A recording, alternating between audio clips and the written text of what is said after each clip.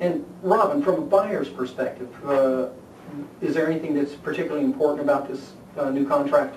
Well, again, the due diligence fee, as Debbie pointed out, is a different perspective for the buyers, because I know, as representing them, that if they choose to walk away from this, within the due diligence period, of course, they get their earnest money back, but that due diligence fee stays with the seller. Right. Mm-hmm. So I'm, of course, not wanting them to put down a whole lot of money, because for the threat of, or possibility of losing that. But so it's really that negotiation of understanding that the seller probably deserves something for having it off the market, but I want to protect my buyers by not putting down, thousands and thousands of dollars. And I want thousands and thousands. So that's how we have to work it out. And I do understand that the seller would want a higher fee there.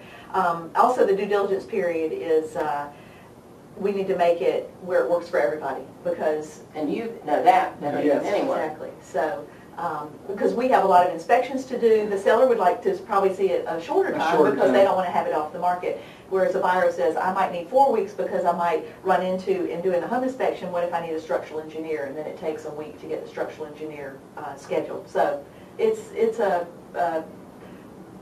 delicate dance, exactly, to figure out, to make everybody happy. Right. I agree totally with you. The due diligence date is so critical because there's so many things that you don't control, and me or any lender doesn't control. Right. For example, it could be a inspection. The appraisal could be done in 7 days. The underwriter might look at it and say, gosh, I don't like this. Let me get an inspection, a structural engineer, or anything else that could open up an entire can of worms and delay things further and further. So there's all sorts of factors that can't be controlled by either the lender or their agents, or the real estate agents. Right. So probably 4 weeks, I would say, would be the minimum. And I mean, what do you think on the due diligence? I think since we've only been doing this from January, we don't have a great wealth of information about it. But it seems to be 4 to 6 weeks, not much over that. Right. Right. Would you agree? And 6 weeks should be plenty. It's negotiated. Yeah. And I had one recently, it was 2 weeks, because the seller said that's what they wanted. So we said, okay, we're going to get it done. We ended up having to extend that a couple of days, which everybody agreed upon. So you can extend it. It just has to be,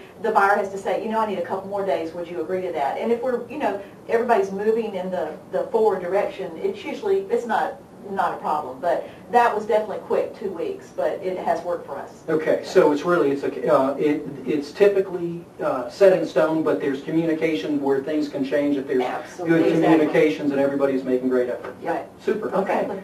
Debbie, Robin, thank you so much. Thank you. Now, if our viewers would like to reach you, what is the best way for them to ask you additional questions or get in contact with you? Okay, well, since so many people are on the internet, it's www.thearpgroup.com. That's TheARPGroup.com.